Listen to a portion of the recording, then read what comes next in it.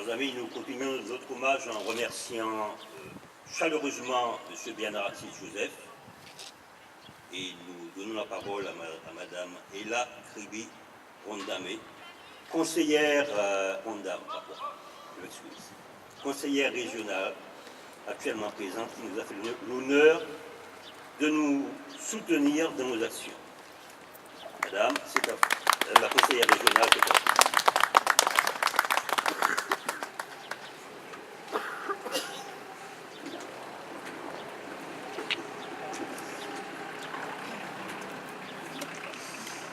Monsieur le sénateur-maire, mesdames et messieurs les représentants des associations Sifordom et l'Arche, mesdames, messieurs, c'est un immense plaisir pour moi que de vous retrouver ici, sur la place Schœlcher, comme chaque année, pour rendre hommage à Toussaint Louverture, disparu il y a 210 ans aujourd'hui.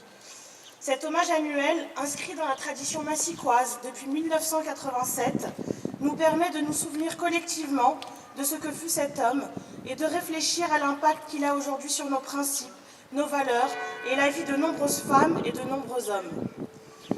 Toussaint Louverture, qui a vécu de 1743 à 1803, a été le leader de la seule insurrection d'esclaves victorieuse de l'histoire. Il ouvrit, avec la naissance d'Haïti, première république noire, une nouvelle page de l'histoire universelle. Précurseur du mouvement d'émancipation des colonies, déclencheur du processus des abolitions de l'esclavage, il fut la première des grandes figures de ce qu'on a appelé le pouvoir noir. Dans ce sens, il devint un modèle. D'abord pour les leaders des indépendances, de Kwame Nkrumah à Patrice Lumumba, pour les combattants, pour l'obtention des droits civiques, de Malcolm X à Martin Luther King, pour les résistants contre l'apartheid, de John Lutuli à Nelson Mandela, ou pour les figures qui se sont battues pour la reconnaissance de l'identité noire, d'Aimé Césaire à Cheikh Anta Diop. Dans l'histoire universelle, Toussaint Louverture est reconnu comme le premier des Noirs.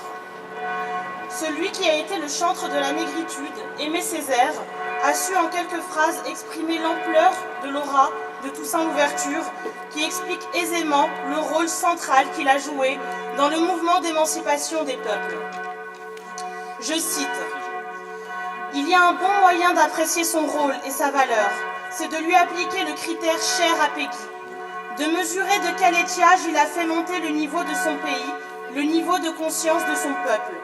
On lui avait légué des bandes, il en avait fait une armée. On lui avait laissé une jacquerie, il avait fait une révolution. Une population, il en avait fait un peuple. Une colonie, il en avait fait un État. Mieux, une nation. Qu'on le veuille ou non, tout dans ce pays converge vers Toussaint et de nouveau irradie de lui.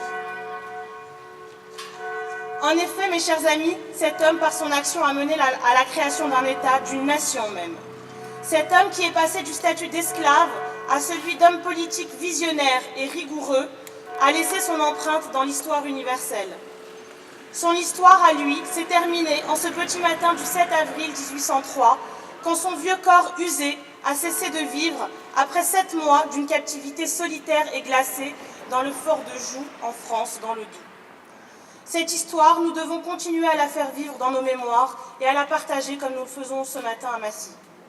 Cette histoire, nous devons la transmettre à nos enfants, aux générations futures, car il est aujourd'hui des enfants français aux Antilles notamment, qui ne savent pas que sur leur terre, leurs ancêtres étaient des esclaves. Des enfants qui ne savent pas que l'affranchissement de leurs ancêtres s'est fait au prix de luttes collectives, comme celle menée par Toussaint Louverture. Ce travail de mémoire est donc utile pour se souvenir, transmettre et faire vivre des valeurs et des principes universels d'égalité et de justice. Je veux d'ailleurs conclure mon propos par une citation de Victor Schœlcher, puisque nous sommes sur une place de Massy qui porte son nom. Cette citation exprime l'importance de la transmission de l'histoire de leur lutte aux jeunes générations pour ces combattants de l'égalité. Victor Schœlcher a donc dit, alors qu'il était secrétaire d'État aux colonies du gouvernement provisoire de la République française en 1848, je cite, « Disons-nous et disons à nos enfants que tant qu'il restera un esclave sur la surface de la terre, l'asservissement de cet homme est une injure permanente faite à la race humaine tout entière. » Mes chers amis, continuons donc de diffuser, de transmettre et de faire exister l'histoire de ces combats qui ont rendu l'homme meilleur et la société plus juste. Merci de votre attention.